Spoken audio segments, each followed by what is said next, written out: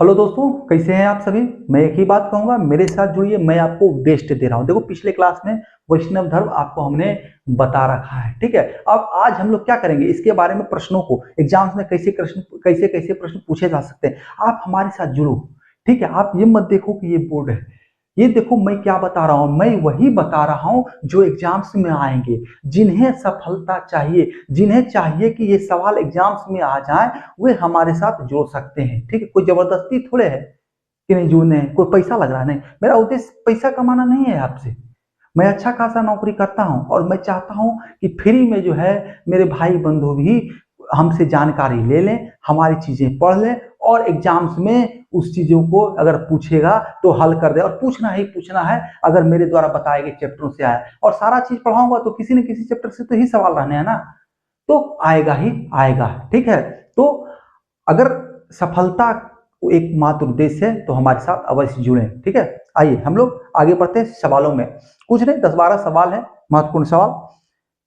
सबसे पहला सवाल है, वैष्णव धर्म के बारे में जानकारी का स्रोत क्या है।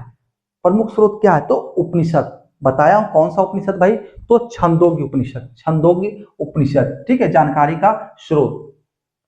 वैष्णव धर्म के प्रवर्तक कौन थे, कौन इसको बढ़ावा देने वाले थे, कौन इसको लोगों को समझा बुझा रहे थे कि भैया वैष्णव धर्म को पालन करो, ऐसे है वैसे है, तुम सादगी में जाओ, तुम ये करो, तुम वो करो, ये ऐसे करना चाहिए वैसे करना चाहिए। तो भगवान कृष्ण। कौन भैया, तो भगवान कृष्ण, भगवान श्री कृष्ण, ठीक है। महाभारत देखते हो ना भाई, अंत तक समझाते रह गए, दे दो केवल 5 ग्राम, दो न्याय तो आधा दो, ना हो तो वो भी केवल दे दो 5 ग्राम, ठीक है। वैष्णव धर्म ईश्वर को प्राप्त करने का माध्यम क्या है। वैष्णव धर्म में ईश्वर को प्राप्त करने का माध्यम क्या है, तो क्या है भैया, भक्ति। ईश्वर को कैसे प्राप्त कर सकते हैं वैष्णव धर्म में, तो भक्ति के माध्यम से। ईश्वर को क्या चाहिए आपसे, कुछ नहीं चाहिए, कुछ नहीं चाहिए। एक लोटा जल भी नहीं चढ़ाओगे ना तो भगवान प्रसन्न है। सिर्फ नाम जपते रहो, सिर्फ नाम जपते रहो, ठीक है। देवकी पुत्र के रूप में श्री कृष्ण का उल्लेख किस उपनिषद में मिलता है। देवकी पुत्र के रूप में किस उपनिषद में, तो छंदोग्य उपनिषद में। साथ ही क्या है, तो अंगिरस ऋषि के शिष्य के बारे में भी जानकारी मिलता है। ये देवकी के पुत्र थे और अंगिरस ऋषि के शिष्य थे। जानकारी कहां से मिलता है, तो छंदोग्य उपनिषद से, ठीक है। भागवत संप्रदाय के उत्थान का श्रेय किन शासकों को दिया गया है। भागवत संप्रदाय के बारे में सबसे फला फूला यानी उत्थान का तात्पर्य क्या हुआ, विस्तार हुआ। लोग इसको मानने वाले लोगों की संख्या बढ़ी। तो कब बढ़ा, तो गुप्त काल के शासकों के द्वारा। गुप्त काल में गुप्त वंश के जो शासक थे वो भगवान विष्णु के मानने वाले थे और उन्होंने इसको बढ़ावा दिया। और उस काल में लोग भी जो है वैष्णव धर्म को फॉलो करने वाले संख्या में ज्यादा थे और जुड़ते भी लोग गए। उत्थान का मतलब क्या हुआ, लोग बढ़ते गए, लोग जुड़ते गए, लोग मानना चालू किए और अच्छे से मानते थे, ठीक है। अभी तो घोर कलयुग है, किसी को नहीं मानता है लोग, ठीक है। 1% है जो धरती टिका हुआ है, नहीं तो कब का विनाश हो जाता है। अब क्या है, अगला सवाल देखो भाई, क्या है, भागवत संप्रदाय में भक्ति के रूपों की संख्या कितनी है। भागवत संप्रदाय में भक्ति के रूपों की संख्या कितनी है, तो 9 है। सवाल में आते नहीं है, कोई नहीं समझाएगा, इसलिए कोई मास्टर पढ़ाता भी नहीं है, लेकिन मैं बता रहा हूं भागवत संप्रदाय में भक्ति के रूपों की संख्या कितनी है, तो 9 है। कोई अलग से वैष्णव धर्म नहीं पढ़ाता है, एक ही चैप्टर मिसलेनियस बनाएगा विविध करके और उसी में पढ़ा दिया, शैव धर्म, वैष्णव धर्म, ईसाई धर्म, क्रिश्चियन धर्म, क्या कहते हैं, मुस्लिम धर्म। लेकिन मैं सारा पढ़ाऊंगा भाई, आपको अच्छे से सब चीज का बताना है ना, तब एग्जाम में जाकर मारोगे टक टक टक टक। मेगास्थनीज ने श्री कृष्ण को किस नाम से वर्णित किया है। मेगास्थनीज कौन था पता है, यात्रियों का राजकुमार कहा गया, इसी को ना बताऊंगा इसलिए बोला। मेगास्थनीज, हुएनसांग, बताओ यात्रियों का राजकुमार किसे कहा गया, मेगास्थनीज को या हुएनसांग को। चलो कमेंट करो। मेगास्थनीज ने श्री कृष्ण को किस नाम से वर्णित किया है, ठीक है। मेगास्थनीज भी अपना पुस्तक लिखा था भाई, उसमें कृष्ण को एक नाम दिया। कौन सा नाम दिया, तो हेराक्लीज। भगवान कृष्ण को कौन सा नाम दिया मेगास्थनीज, मेगास्थनीज दिया हेराक्लीज, हेरा क्लीज, ये एग्जाम में आ सकता है। भगवान कृष्ण के किस नाम से मेगास्थनीज ने पुकारा है? तो हेराक्लीज। या मेगास्थनीज ने भगवान कृष्ण को किस अन्य नाम से नामांकित किया है? तो हेराक्लीज। ठीक है।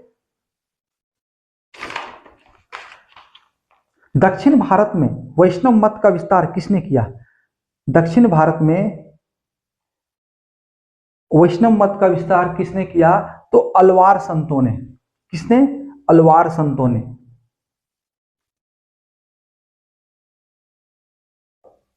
अलवार संतों ने। किसने किया भाई? भगवान दक्षिण भारत में वैष्णव धर्म का प्रचार प्रसार किसने किया? तो अलवार संत। ठीक है। ये सवाल में एग्जाम में आ सकता है। ठीक है।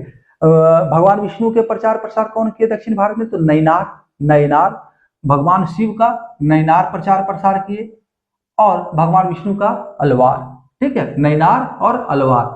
दक्षिण भारत में एक तरह से मान लीजिए दक्षिण भारत में भगवान शिव के भक्तों को नैनार कहा गया है और दक्षिण भारत में भगवान विष्णु के संतों को, वैष्णव धर्म के मानने वालों को अलवार कहा गया। विष्णु भगवान, वैष्णव धर्म क्या है? भगवान विष्णु को मानने वाले लोग, जो उनकी पूजा करने वाले लोग। शैव धर्म क्या है? भगवान शिव की पूजा करने वाले लोगों। ठीक है। अगला सवाल, कर्म का सिद्धांत किस दर्शन से संबंधित है? चलो लिख से हटके है लेकिन फिर भी जान लो। कर्म का सिद्धांत किस दर्शन से संबंधित है? तो मीमांसा। ठीक है। मीमांसा से संबंधित है कर्म का सिद्धांत, मीमांसा से। तो मैं सारा सिद्धांत जो दर्शन सिद्धांत है 5-6 सब बताऊंगा आपको। ठीक है। दर्शन सिद्धांत, सांख्य दर्शन, न्याय दर्शन, ठीक है, योग दर्शन। वैष्णव संप्रदाय किस मत को मानता है? वैष्णव संप्रदाय किस मत को मानता है? तो विशिष्टाद्वैत। किस मत को मानता है? विशिष्टाद्वैत को मानता है। इसके जो प्रवर्तक थे यानी इसके जो आचार्य थे तो कौन थे? रामानुज आचार्य। वैष्णव धर्म के लोग, भागवत संप्रदाय के लोग, वैष्णव संप्रदाय के लोग किस मत को मानते थे? तो विशिष्टाद्वैत। ठीक है। द्वैत को मानते थे, विशिष्टाद्वैत को। और इसके जो आचार्य थे रामानुज। ठीक है ना। याद रखना, बहुत ही महत्वपूर्ण सवाल है।